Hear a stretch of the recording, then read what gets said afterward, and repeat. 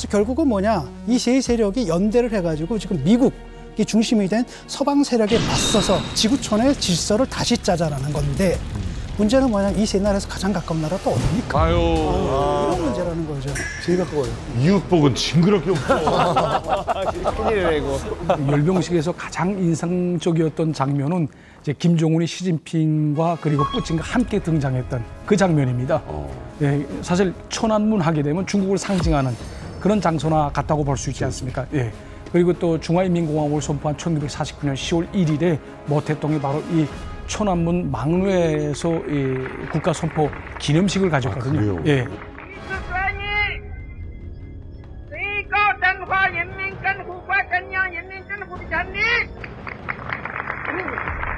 뜻깊은 장소에서 시진핑, 푸틴, 김정은이 함께 바로 연출이 된 겁니다. 그리고 또 제가 눈여겨본 것은 또 뭐냐면 우전상 김정은을 굉장히 우대해줬다. 이런 느낌이 들더라고요. 그러니까 지금 26개 나라들 중에서 정상들이 참가했는데 이 중에서 김정은보다 집권 기간이 오랜 그런 인물들도 있거든요. 그럼에도 불구하고 시진핑이 좌측에 세우지 않았어요. 김정은. 예, 그러니까 김정은에게 그만큼 우전에서 아주 깊은 관심을 가지고 이걸 배려해 줬다는 걸 의미합니다. 그런 거 굉장히 중요한 거죠? 예, 어디에 우전 서열이 굉장히 중요한 거죠. 그러니까 실례로 그렇죠. 루카셴코 벨라루스 대통령 같은 경우에는 1994년에 집권했거든요. 예.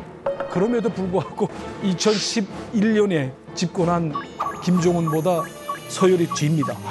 예. 이거는 그만큼 시진핑이 우전 서열에서도 큰 관심을 보여줬다는 걸 의미합니다. 천안문에서 아무튼 역사의 길이 남을 한 장면이 연출이 된 겁니다. 그걸 우리가 봤고요. 근데 이게 또 김정은, 시진핑, 푸틴 이 세 명이 막루에 서 있었어요. 그렇죠. 어떤 의미가 있어요, 천안문 막루? 일단 북중러, 정확하게는 북중소겠죠, 소련이요. 이 정상이 이제 막루에 오른 거는 함께 오른 건 이번이 처음이 아닙니다. 66년 전인 1959년 건국 10주년이잖아요. 중국 최고의 명절인 국경절 이 행사장에 막루에 올랐습니다. 호치민도 있네요? 호치민도 있어.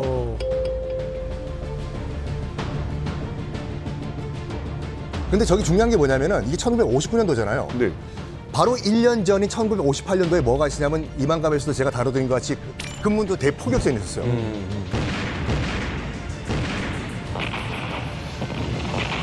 그리고 당시 장개석이 아이젠하워 미국 대통령한테 중국의 핵무기를 좀 써달라. 물론 아이젠하워는 노를 했지만 양안 관계에서 굉장히 긴장이 고조가 됐던 때였거든요. 59년도가. 그래서 일단 모택동, 마오쩌둥이 그러면 우리 건드려봐 중국 어떻게 되는지 보여주겠다 해서 우리 친구들 다 끌어모았어요. 그리고 파워 순대로 이제 세웠는데 네. 당연히 소련의 크루시초프 서기장은 옆에 섰고 호찌민이 왜 옆에 섰냐면은 그 몇 년 전에 1차 베트남 전쟁에서 프랑스를 박살냈어요. 호찌민이. 프랑스와. 그래서 서방 세계와 싸워서 이긴 사람 옆에 서라. 이거였어요. 김일성은 왼쪽에서 네 번째 섰거든요. 김일성 입장에서 봤을 때 굉장히 약간 자존심 많이 상했을 거예요. 김일성도 못 이룬 저거 바로 옆에 쓰는 거를 이번에 손자인 김정은이 섰다 이거죠, 이게. 그러니까 아까 영상 이렇게 보면 약간 이렇게 홍졸뛰고 흥분해 있어요. 약간. 그렇죠. 그러니까 내가 긴장되는. 할아버지도 못한 자리에 와 있다. 뭐 약간 이런 어떤 약간 상징성이 행사는 분명 중국에서 주최하고 허스트가 중국인데 왠지 주인공은 김정은이 된 것 같고 제일 신나고 제일 오도가는 게 많았던 것도 김정은인 것 같고 동시에 북한에서 북한 김씨 일가에 대한 혁명 역사를 정말 때려 박히듯이 세뇌당한 우리 입장에서는 야 역사는 반복되는구나. 데자뷰 현상 같이 뭔가 세 사람의 그 세 국가가 똑같은 자리에 모였는데 위치만 바뀌었을 뿐 사람만 바뀌었을 뿐 그들이 추구하고자 하는 방향은 66년에 결국은 제자리에 돌아왔구나. 반미 연대를 형성하고 뭐 반 서방 연대를 형성하고 이런 걸 보니까 좀 참 뭐라고 해야 돼? 씁쓸한 감정으로 봤던 것 같아요. 저는 되게 보는 내내 이게 아마 이마에 주름이 생겼을 텐데 기분 나쁘고 두렵고 해서 인상을 한참 쓰고 봤던 것 같아요. 이렇게 세 명이 모인 거는 저는 태어나서 처음 보는 거니까 너무 두렵더라고요. 왜냐하면 이 세 국가가 합치면 이게 군사적으로 얼마나 막강한 힘을 발휘할까. 이 세 사람이 뭉쳐서 자유민주주의에 대한 어떤 음모를 꾸미면 우리는 어떻게 해야 될까 싶어서 엄청 두렵게 봤었어요, 저는. 자, 지금 영상 보면서 궁금한 게 있어요. 막루에 올라갈 때 세 사람이 나란히 올라가요. 뭐라고 얘기도 합니다. 무슨 얘기를 나눴을까요? 그 이야기가 공개가 됐어요. 자, 이 막루로 올라갈 때 시진핑과 푸틴이 사적인 대화를 나눴어요. 방송사고로 마이크가 꺼져 있질 않았던 거예요. 그래서 이 두 사람이 사적으로 나눈 대화가 전 세계에 생중계가 됐어요. 과연 그게 방송 사고였을까요? 네. 누군가가 의도로 틀어놓은 거 아니야? 편한 거 아니야? 영상으로 한번 확인해 보겠습니다. 아, 무시무시한 이 세 인물. 그러니까 무서워요 진짜.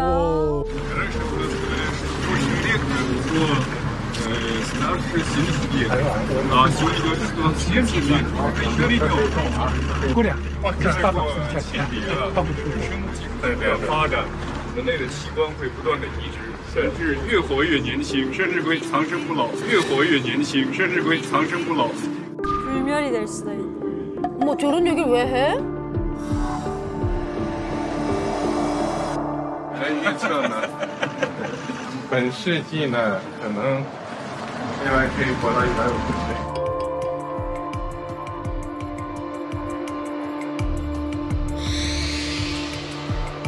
무시무시한 블랙 코미디 같은 얘기를 듣게 됐어요. 장기 이식을 통해서 불멸의 삶을 얘기하잖아요.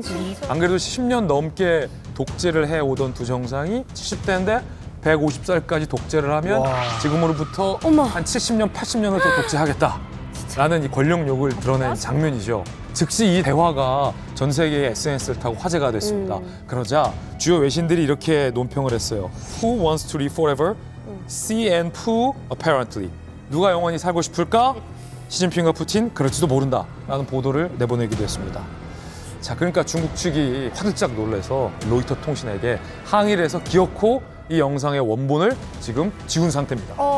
하지만 SNS를 통해서 일파만파 퍼졌기 때문에 원본만 없지 카피본은 여기저기 널려 있습니다. 그래서 한때 중국의 이 대표적인 SNS인 웨이보에서 네. 검색 금지인 단어가 있었습니다. 뭘? 그게 뭔지 아세요? 중국이 뭘까요? 장기? 곰돌이 그 정도면 이해가 되는데 중국을 치면 150세라는 검색어가 150세라는 검색어가 검열되는 사태까지 벌어졌습니다. 150. 150세는 검색이 안 돼. 검색이 안 돼? 막아놓은 거죠. 진짜 독재다. 이 두 인물의 특징은 뭐냐면은 역사 속으로 들어가려고 하는 인물이에요. 푸틴은 뭐라고 생각하냐면 자기가 뭐 표트르 대제나 이반 대제나 아니면 스탈린과 같은 역사 속의 인물, 그런 인물이 되고 싶어 하는 거고, 시진핑 같은 경우에도 진시황이 되고 싶은 거예요. 그러니까 통일을 하는 거잖아요. 최초 통일 국가고 아직 통일이 완성 안 됐거든요. 네. 타이완까지 다 붙은 다음에 당시 중국이 사실은 전 세계에서 가장 강대국이었거든요. 그걸 되찾겠다라고 하는데 그런 원대한 꿈이 한 사람이 임기 내에 되진 않거든. 그러니까 임기를 계속 늘려가는 거고 아마도 시진핑이 그게 스트레스 받았을 거예요. 왜냐하면 중국에서 너 3년이면 했는데 또 할 거야? 그 다음에 이제 거기에 대한 반론이 뭐냐면 너 이제 나이가 몇인데 아마 이제 그런 맥락 속에서 아마 이제 그런 맥락 속에서 목이 다 매셔가지고. 아직 갓난아기인데 왜 그러세요? 형 건강하셔야 돼요. 담배를 많이 펴가지고 아마도 그런 맥락 속에서 이런 스몰 토크가 나왔던 것 네. 같아요. 그러니까 서로 마음이 맞는 거죠. 왜냐하면 우리 임기 내에는 사실 이거 못 이루거든. 그럼 임기가 영원해야 되는 거고, 그럼 오래 살아야 되는 거거든. 그렇죠.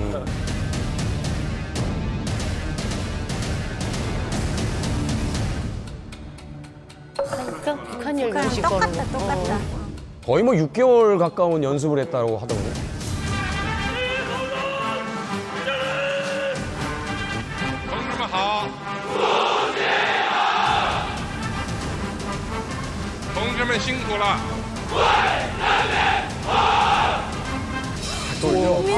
너무 아파. 맞아. 북한에서 보던 거야. 저거 우리 아빠 경례할 때 저거 했는데 그래, 인민을 위하여 인민을 복무함 이게 부호였는데.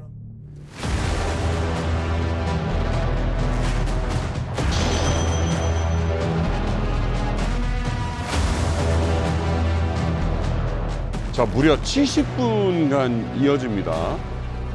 자, 대규모 드론 막 등장하고요. 전투기 등장하고요. 어마어마한 규모입니다.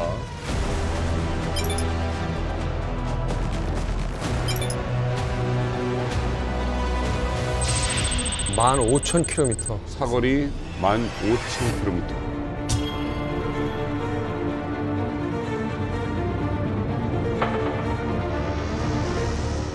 사거리 2만 킬로미터. 그러니까 지구 어디든. 지구 어디든.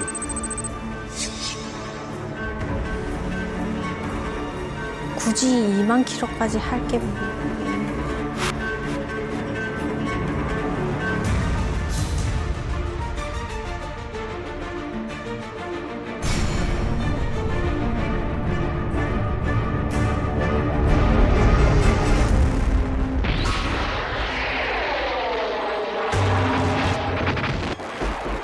(1초에 3km) 가는 거예요. 1초에 3km? 1초에 3km. 와, 진짜 빠르다.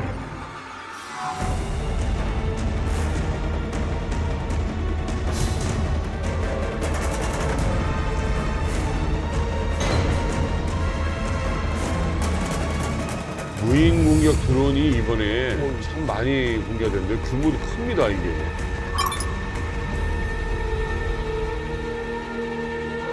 와, 무인이에요, 뒤에? 와, 대박이다.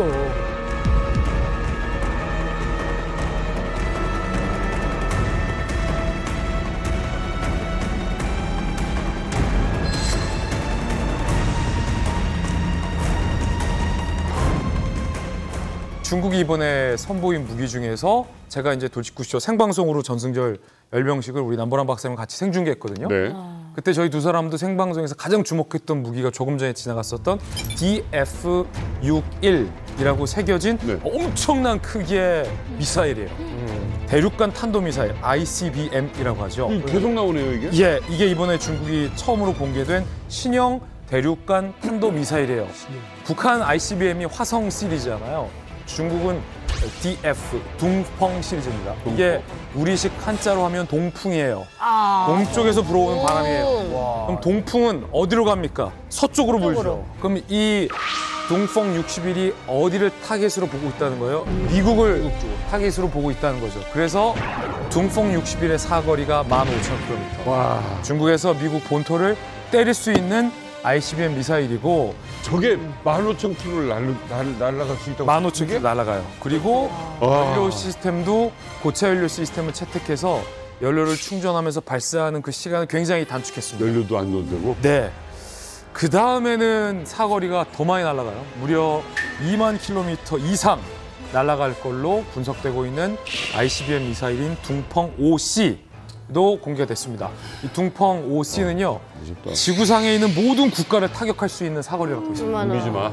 단순히 미국만 하는 게 아니라 중국을 중심으로 콤파스를 딱 찍잖아요. 그러면 2만 킬로미터를 쫙 돌리면 지구상의 웬만한 국가들이 다 들어와요. 그러니까 말하자면 이런 거네요. 그러니까 중국과 만약에 미국이 전쟁을 한다라고 했을 때 거기 니네 동맹국으로 참여해? 니들도 맞아 우리한테 라고 하는 이야기잖아요. 그거예요. 그러니까 북한이 김정은 이거 보고 있었잖아요. 그러면 북한이 다음에 무슨 생각할까요? 아, 미국 본토만 때리는 미사일을 개발하면 안 되겠구나. 전 세계를 타깃으로 둘 수 있는 대륙간 탄도미사일을 우리도 개발하겠구나. 김정은은 저런 생각 분명히 했을 겁니다. 100% 했을 거예요. 아, 전승절이 이런 날이니까 우리나라도 이렇게 초청을 받는 게 아닌가 좀 생각이 드는데 이제야 좀 이해가 좀 되네요. 네, 이 전 세계 이목을 모은 80주년 중국의 전승절 행사. 사실 앞서서 이제 시진핑, 푸틴, 또 김정은에 대한 이야기를 나누다 보니까 우리나라는 초청이 안 됐나 이렇게 생각하시는 분들도 계실 것 같아요. 네. 아닙니다. 이 자리엔 우원식 국회의장 그리고 박지원 의원을 비롯한 우리나라 대표단도 참석을 했었습니다. 달나라 얘기를 달나라를 다녀오지 않고 또 얘기하면 또 안 되잖아요. 우리 어렵게 모신 분을 오늘 이만갑에서 소개해드리겠습니다. 소문에는 고려 말부터 정치를 했다. 조선시대의 영의정을 여기를 하셨다라는 이야기가 있습니다. 불멸의 정치인 우리 박지원 의원님 모셨습니다. 안녕하십니까. 어떠세요? 이렇게 의원님 보시면. 정말 그때보다도 훨씬 더 젊어지신 것 같고 더 말끔해지신 것 같아요. 뭐 관리를 좀 받으시나요? 완도 전복을 하루에 하나씩. 그렇죠. 요즘 우리 수산물 전복 많이. 그리고 아침 식사는 해남 고구마. 너무 좋습니다. 박지원 의원님 하면 사실은 어떻게 보면 우리나라에서 또 넘버원 또 북한 통일시잖아요. 2018년에 또 남북 정상회담 때 김정은도 좀 만나봤다고 하셨어요. 그렇습니다. 제가 4.27 판문점 문재인 대통령과 회담할 때 만났고 네. 또 그해 9.19 회담할 때 평양에서 백두산에서 여러 차례 만났습니다. 야, 이게 지금 뭐 스쳐도 인연이다 뭐 이런 이야기들 하잖아요. 근데 직접 이렇게 역사 현장에 여러 군데 계셨습니다. 특히 이번에 전승절 행사에서도 김정은 위원장을 보셨죠? 뒷곡점만 봤습니다. 왜냐하면 전부 공연 무대를 향하고 있고 그러니까 저희들도 뒤에 있는데 제가 원식 의장한테 가자고 그랬죠. 그랬더니 북한 경호원들이 딱 막아요. 박지원이야 이렇게 얘기를 해도 이제 뭐 저를 알겠죠. 그렇죠. 정보가 알죠. 있어. 알면서 모른 척 하겠지. 그래서 뒤에를 딱 보고 김정은 위원장님 박지원입니다. 안 돌아보길래 한 번 더 했어요. 안 돌아보더라고요. 박지원 의원을 우리 북한의 김정은이 모를 수가 없는 게 김정은 시대 때 남북 정상회담을 했을 때 당시 장관으로서 그 마쿠에서 남북 정상회담이 이루어지도록 마쿠에서 조율을 한 분이 박지원 의원이시고 그렇죠. 문재인 정부 때는 국정원장을 하시잖아요. 그래서 대한민국, 그러니까 남조선의 국정원장에 대해서는 북한의 최고 지도자한테까지 모든 게 다 보고가 됩니다. 뿐만이 아니라 이제 2018년 판문점 정상회담 할 때도 박지원 의원이 그 현장에 있어서 김정은과도 얘기하고 리설주와도 박지원 의원이 얘기하시고 너무나도 잘 알 수밖에 없는 사이인데 남북 관계 때문에 뒤에서 아는 분이 우리 아버지랑 너무 잘하셨던 분이 부르는데도 대꾸를 안 하고 김정은이 그랬던 거죠. 야, 그럼 혹시 거리가 어느 정도 되나요? 지금 짭정은 저렇게 있는데 이 정도 너무 가깝다 진짜. 들렸죠? 기침만 해도 들리는 거리인데. 불러보면 예의 바르게 한번 대꾸 한번 해보셔도 좋을 것 같아요. 김정은 위원장님 박지원입니다. 김정은 위원장님 박지원입니다. 제가 이렇게 2번 불렀어요. 안 들리는 거야. 에이. 너무하네요. 그런데 우원식 의장 내외분과 중국 통역은 소위 망루 4일 때 제일 위에 거기 올라갔고 저희들은 그 밑에 기빈석에 앉아 있는데 그런데 우리는 맨 뒤에 이렇게 코너에다 몰아놨어요. 그래가지고 제 앞뒤로 중국 공안들이 완전히 철벽같이 저를 못 움직이게 하더라고요. 특히 그 무기 중에서 중국에서 굉장히 자랑하던데 ICBM 싣고 가는 바퀴 있잖아요. 그게 이제 몇 개인가 한번 세보려고 이렇게 일어섰어요. 좀 보려고. 규모를 볼 수 있을까? 예, 그랬더니 공안이 앉으시라요. 나중에 물어봤더니 중국 정부에서 박지원 전 국정원장이 오니까 저를 소위 경호한다는 미명하에 북측 인사들과 접촉을 차단하는 거예요. 그래서 제가 볼 때는 아마 북측에서 그러한 차단을 요구했지 않는가 그런 생각을 했어요. 이제 다른 외국 대표단들이 전부 나가서 그 앞에서 사진을 찍어요. 그래서 나가서 사진 찍고 딱 돌아서서 보니까는 최선희 외무상이 앉아 있어요. 그래서 상동지 박지원입니다 했더니 고개를 틀어버리더라고요. 싸늘하게 트는데 어떻게 됐든 제가 볼 때는 북한에서 남측 대표단과 만나지를 말자 이런 게 있었지 않는가 했는데 내부지침이. 우원식 의장은 그 휴게실에서 김정은 위원장을 조우를 했는데 7년 만에 만납니다. 반갑습니다. 김정은 위원장이 악수를 하면서 반갑습니다. 딱 그 정도 조우를 했어요. 좋은 조우를 했다. 성공적인 조우다. 저는 그렇게 보는 게 요즘 뭐 여야 간에도 악수 안 하는데 남북한에 악수를 하고 그래도 한마디 했다는 거. 그리고 말은 나누지 않았지만은 우원식 국회의장과 김정은 위원장 간에 남측에서 우리하고 대화를 하려고 하는구나 하는 진심은 파악했을 거예요. 그래서 나는 실패한 게 아니라 성공적인 조우를 했다 이렇게 평가를 합니다. 이 쓰리샷을 보는 느낌이 저희들과는 조금 또 다르셨을 것 같아요. 가장 중요한 것은 이번에 실제로 우리 언론들이나 외신들은 김정은에게 포커스를 맞췄지만은 중국에서 귀비는 푸틴이더라고요. 그래서 오찬장 같은 데서도 그 노래도 음악도 그러한 러시아 음악도 나오고 하는 거 보면은 시진핑의 귀비는 푸틴이었다. 저는 그렇게 느꼈어요. 예, 예. 그 좌우에 이렇게 앉는 것도 다 의미가 있다면서요? 그렇죠. 중국에서는 오른쪽이 더 귀빈, 왼쪽이 그다음인데 오른쪽에 푸틴, 왼쪽에 김정은 이렇게 앉았어요. 물론 이제 주빈은 아니었다 하더라도 좌청령 500호 아닙니까? 그 많은 정상 중에서 딱 세 정상만 돋보였단 말이죠. 그렇다면 북한이라는 나라가 갖고 있는 경제력이나 국력에 비해서 상당히 높은 대접을 받은 건 사실인 것 같고 1959년에 김일성의 열병식에 참석했을 때는 좀 멀리 떨어져 있었잖아요. 사회주의 국가 내에서 북한의 위치가 그렇게 높진 않았다라는 겁니다. 근데 이제는 이제 사회주의권이라는 게 다 사라졌거든요. 그래도 북한은 이제 핵을 갖고 있고 사실은 미국에 대항해가지고 핵을 갖고 있는 세 나라가 뭉친 거 아니겠습니까?